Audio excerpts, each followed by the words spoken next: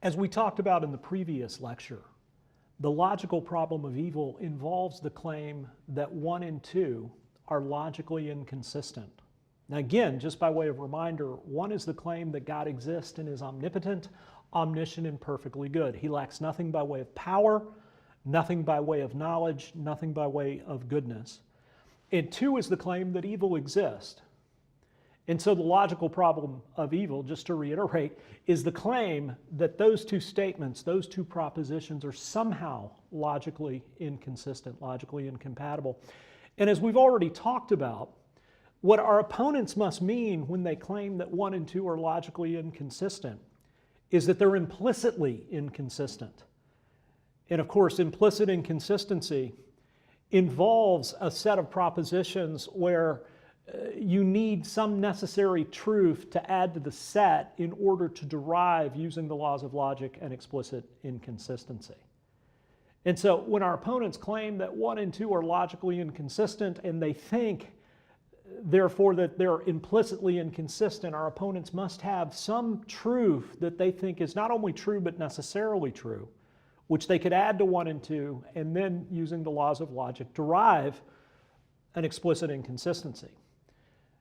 As I mentioned in the previous lecture, the difficulty is our opponents, particularly atheists who have a vested interest in trying to show that God doesn't exist, have done very little by way of demonstrating that 1 and 2 are logically inconsistent, because they've done very little, if anything, by way of putting on the table potential candidates for that necessary truth.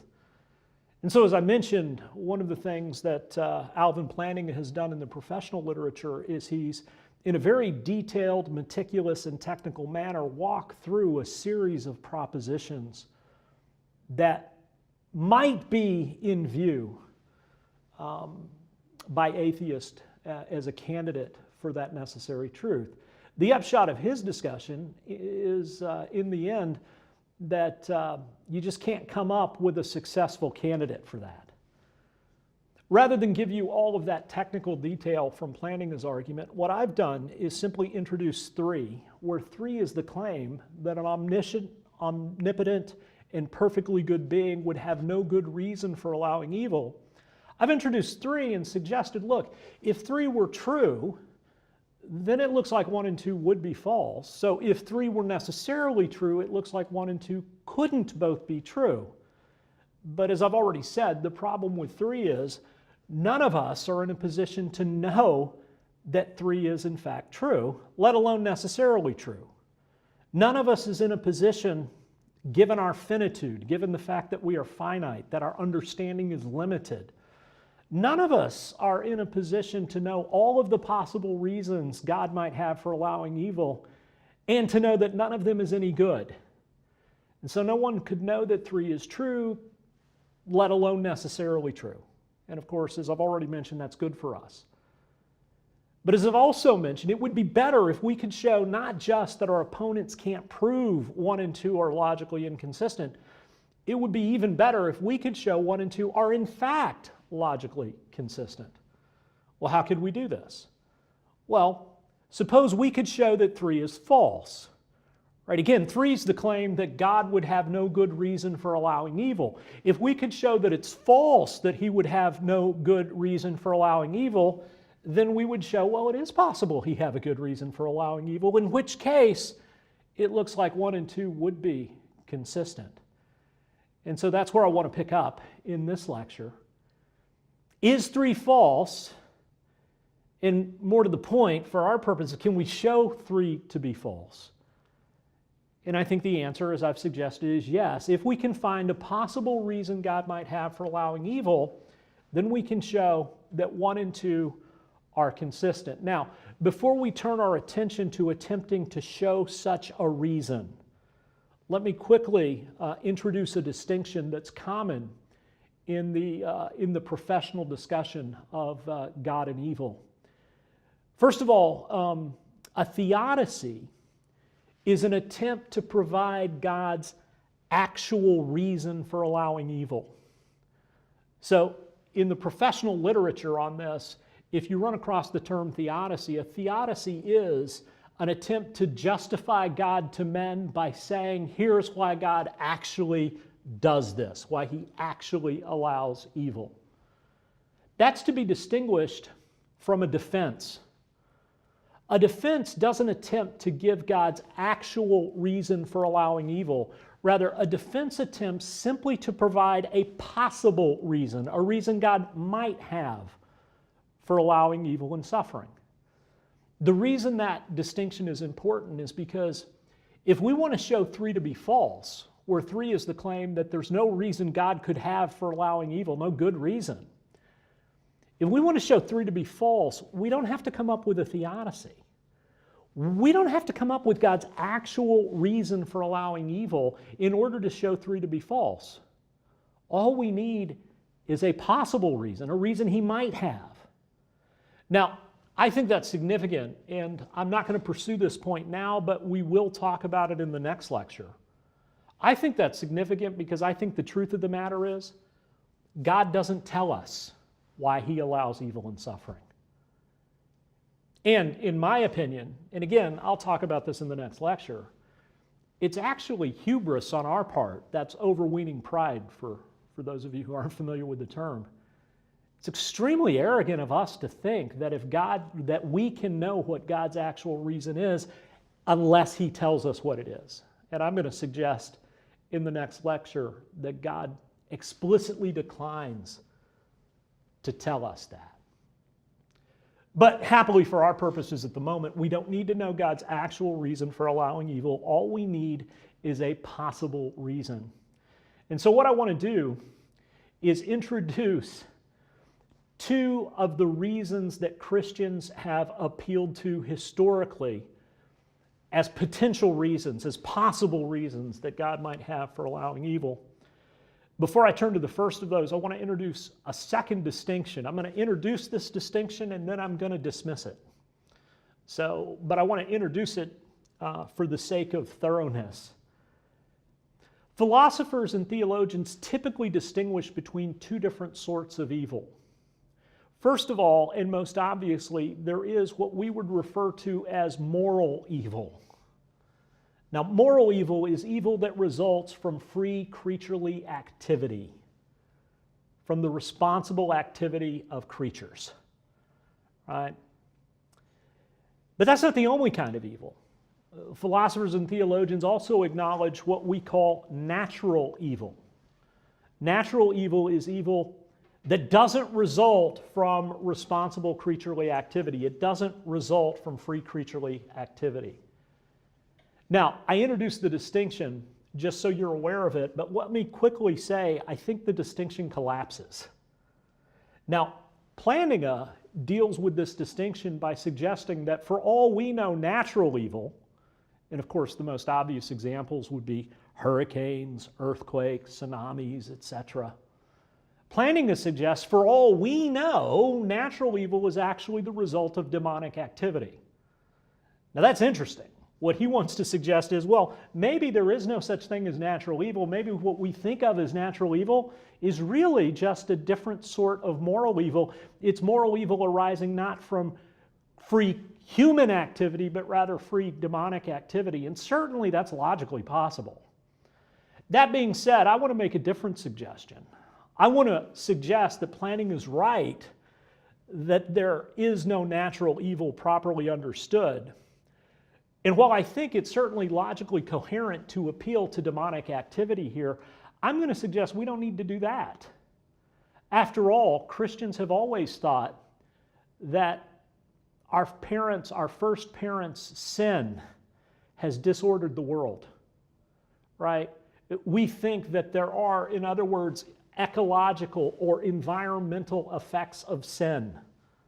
In other words, creaturely sin, specifically human sin, has disordered the physical universe.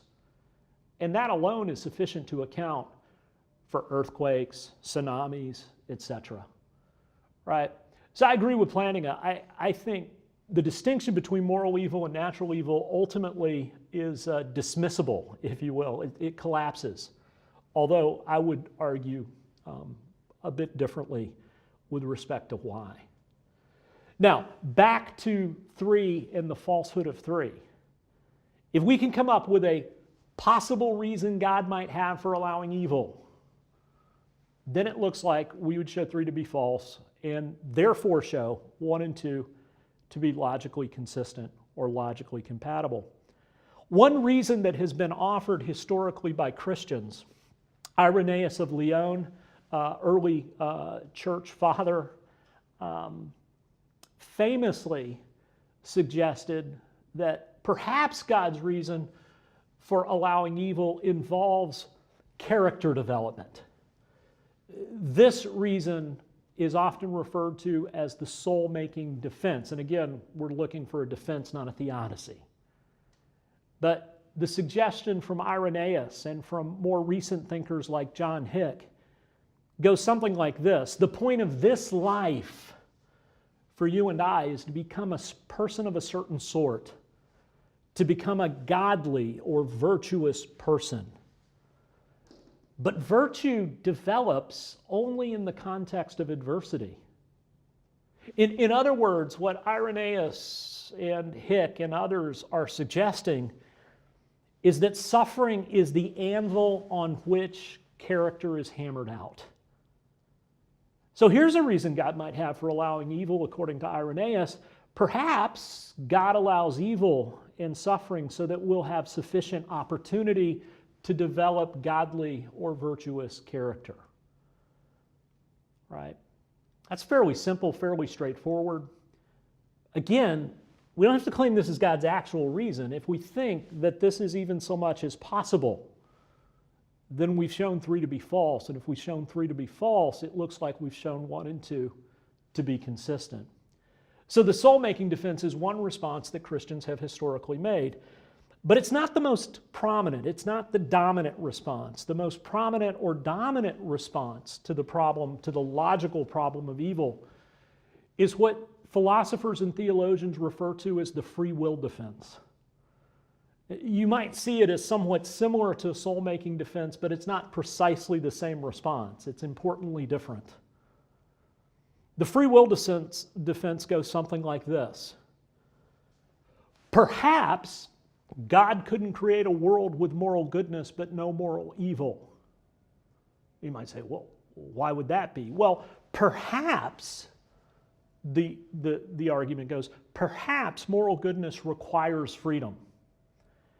If so, then God might not have been able to create beings, creatures, of course, capable of moral goodness and thus free without creating beings capable of moral evil. The free will defense says basically this. Look, if God wanted there to be creaturely moral goodness, then he needed to create creatures who were capable of moral activity. But in order to be capable of moral activity, you have to have a certain measure of freedom. But if God creates creatures who have a certain measure of freedom and he allows them to exercise that freedom, he can't at the same time prevent them from doing evil. So the free will defense argues evil arises as a result of free creaturely activity. It arises precisely because God in his goodness, God in his grace gave us the freedom to act either for the good or for the ill. And we have misused that freedom to act for the ill, if that makes sense. Now, I realize the initial statement may leave you a bit unsettled because the suggestion, and I'm going to state this again as I think I did a few minutes ago, the suggestion begins like this. Perhaps God couldn't create a world with moral goodness but no moral evil. And I recognize that as Christians, we're committed to divine omnipotence, right? We're committed to the perfection of divine power. And so the initial suggestion that there might be something God couldn't do will, for some of us, sound not quite right. It'll rub us the wrong way, if you will. If that's you, let me quickly point out the scriptures tell us there are things God cannot do. So for instance, the scriptures tell us that God cannot lie. The scriptures tell us that God cannot deny himself. In fact, fact, Paul says to Timothy that if we are faithful to Christ, he will be faithful to us, but if we are unfaithful, Christ will nonetheless be faithful to us because he cannot deny himself, right? So understand the suggestion that there are things God cannot do isn't unbiblical. The scriptures tell us there are things God cannot do. The important thing with respect to omnipotence is to realize if there's something God can't do, it's not because he lacks the power to do it. So for instance, the fact that he cannot lie doesn't point to the imperfection of God's power. Rather, it points to the perfection of God's character. Right? So then, the free will defense says, look, for all we know, all of us are such that if God had left us free, we would have freely rebelled. If that just happens to be true about us, and it's certainly logically possible that it is, then the only way for God to create a world with created moral goodness in it is to create one in which there was moral evil. God, in his infinite wisdom, saw that a world with created moral goodness in it was valuable, even if it contained created moral evil. And so he created such a world. And of course, we as Christians also will quickly want to affirm, and the damage that has been done to this world by us, by way of our sin, he is undoing and in the business of redeeming. So then, are 1 and 2 logically incompatible? Are they logically inconsistent? Well, our opponents certainly haven't shown that they are. In order to show that they are, they'd have to show that something like 3, right, the claim that God would have no good reason for allowing evil, they'd have to show that something like 3 is true. But they certainly haven't done that. Moreover, if we can show that 3 is false, we will have shown that 1 and 2 are in fact logically compatible. Can we show that 3 is false? Well, yeah, if we can come up with a reason God might have for allowing evil, then 3 is false, in which case 1 and 2 are logically incompatible. The soul-making defense and the free will defense are 2 of the most well-known responses Christians have put on the table to the problem of evil, and they are attempts to say, well, here's a reason God might have for allowing evil. Notice, even if you don't think that either of them is exactly the right answer, all we need is a possible reason. And if either of them counts just as that, 3 is false, and 1 or 2 are logically compatible. Now, what's particularly interesting about the logical problem of evil is that contemporary philosophers, and this discussion is usually carried on within professional philosophical circles. In professional philosophical circles, it is generally conceded that Plantinga's version of the free will defense solves the logical problem of evil. I'm pausing for effect. In other words, the free will defense, and I've just sketched it out for you. Obviously, we could talk about it in much, much more detail. But the free will defense is generally regarded as a possible reason, not just by Christian philosophers, but by unbelieving, even atheistic philosophers as well. So what's interesting is, in the professional discussion, the people who are familiar with this discussion generally agree that the logical problem of evil fails. That's great. That's wonderful for us. But don't think for a minute that they've given up. What atheistic philosophers or atheistic theologians, I know that's a funny term. Where I come from, we call atheistic theologians atheologians, right? But there are such. What atheistic philosophers and atheologians have done is not back away from pressing evil as a problem for us. What they've done is backed away from the logical problem, which says 1 and 2 are logically inconsistent. What atheists have done typically is they've retreated to a weaker position. And they have raised what is now called the evidential problem of evil. And the evidential problem of evil is a significant step back for the atheist from the logical problem. The evidential problem basically says this: okay, so 1 and 2 are logically consistent. Okay, fine. But the fact that 2 propositions are logically consistent doesn't mean that it's reasonable to believe them both to be true. Well, fair enough. That's right. The fact that something's logically consistent, logically possible, doesn't make it reasonable for you to believe. It's logically possible that I run a 36-second mile. But the truth is I can't. I know that will surprise some of you looking at the physical specimen before you. But the truth is I can't run a mile in 36 seconds, even though it's logically possible. The mere logical possibility that I could do that doesn't make it reasonable for you to believe I could. Well, the claim the atheist is making, look, the fact that it's possible that 1 and 2 are both true doesn't make it reasonable to believe it. What they do is they go on to claim the probability of God's existence, given the evil that there is in the world, is extraordinarily low. So low, in fact, that it's irrational to believe it. Now, this is an interesting kind of way of backing off the logical problem. That being said, this argument is much easier to deal with than the logical problem was. The evidential problem isn't as nearly as difficult. I mean, first of all, so the probability of God's existence given the evil that there is in the world is very low. Well, how in the world could you know that? I mean, first of all, how much evil is there in the world? As far as I know, nobody's created an evilometer, right? Don't know anybody who can go around, measuring evil. But even if you could measure the evil that there is in the world, how in the world would you calculate the probability of God's existence given evil? I mean, that's obviously impossible. There's no way to measure evil. There's no way, even if you could do that, to calculate the probability of God's existence. So the evidential problem as an argument against the rationality of belief in God, the evidential problem as that sort of argument is a non-starter.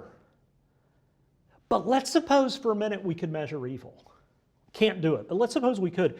And let's suppose for a minute that we could calculate the probability of God's existence given evil, the evil that there is in the world. And let's suppose, even though we couldn't do that, we could calculate that probability, and let's suppose it turned out to be the case that the probability of God's existence really is extremely low given the evil, right? The probability of God given the evil that there is really low. Let's pretend that's the case. Even then, would it follow that it's irrational to believe in God? And here, again, I'm going to follow Plantinga because his response to the evidential problem is almost as famous as his response to the logical. And here I'm going to follow Plantinga, who points out, well, no, the fact that God's existence is improbable given the evil that there is in the world by no means makes it unreasonable to believe in God. Why? Well, take some other case. Let's suppose that you know that FICA is a Frisian, and 9 out of 10 Frisians can't swim. Now, if you're not familiar with the term, Frisians are denizens or residents of Friesland, which they're an ethnic subgroup of the Dutch, and FICA is a good Frisian name, right? So that's where the terms come from. Let's suppose you know that FICA is a Frisian and 9 out of 10 Frisians cannot swim. The probability that FICA can swim, given that he's a Frisian and 9 out of 10 Frisians can't swim, is pretty low. It's 0.1. Does the fact that the probability that he can swim, given that bit of information, mean that it's irrational to believe he can swim? Not necessarily. Why? Well, here's why.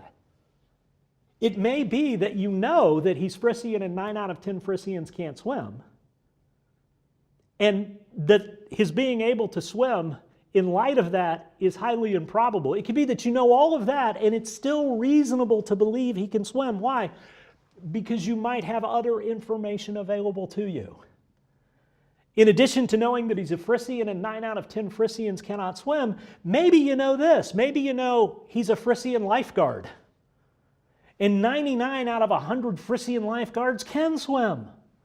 By the way, there's that one Frisian lifeguard who got his job because his uncle did the hiring. You don't want to be on the beach that day, right? But if you knew that Fike is a Frisian lifeguard and 99 out of 100 Frisian lifeguards can swim, it would surely be reasonable for you to believe that Fike can swim, even if you also knew that he's a Frisian and 9 out of 10 Frisians can't swim. See, here's the point. Whether or not it's reasonable to believe something isn't a question of how probable it is given some certain bit of evidence.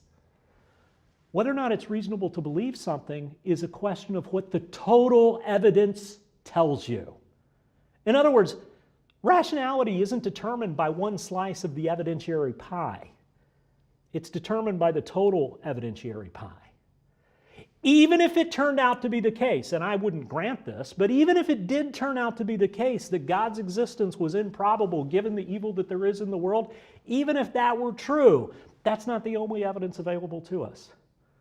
We have lots of other evidence available to us. And in light of the total evidentiary picture, I want to suggest it's eminently reasonable to believe God exists, even given the evil that there is in the world.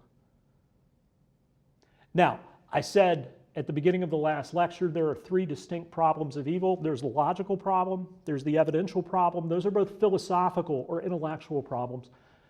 There's also what I refer to as the pastoral problem, which is a more existential problem. In the next lecture, we'll discuss that problem.